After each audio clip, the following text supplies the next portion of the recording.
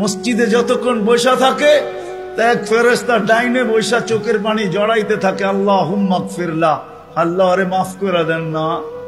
আল্লাহ বলে তোরা তো আইলো গেল কি, আপনার ঘরেই তো বের হইছে, আমাকে জিজ্ঞাসা করেন কেন তোর দিলে এত ব্যথা কেন?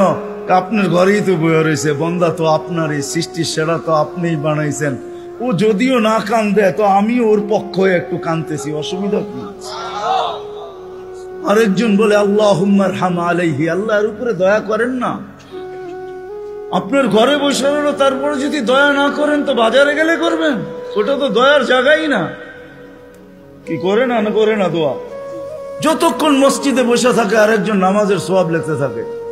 আল্লাহ বলে ঘুমায় তো রইল, তুই নামাজের সওয়াব লেখোস না কেন? ঘুমাইলো তো আপনার বাড়িতেই ঘুমাইছে, আর কোথায় ঘুমাইছে? সওয়াব লিখবো না তো লিখবো না কেন? এটাও ফেরেশতা চালায়। আপনি ভাবেন শ্বাস প্রশ্বাস এমনি নেন? কন্ট্রোল রুম আছে, কন্ট্রোল রুম।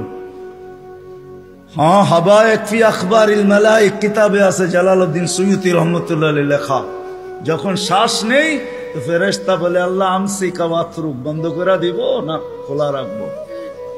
আল্লাহ 1,60,000 বার মেসেজ থ্রো করে, অটো উতরুক আলী আবদি আজাল, খোলা রাখ, সীমা রেখা দেওয়া আছে।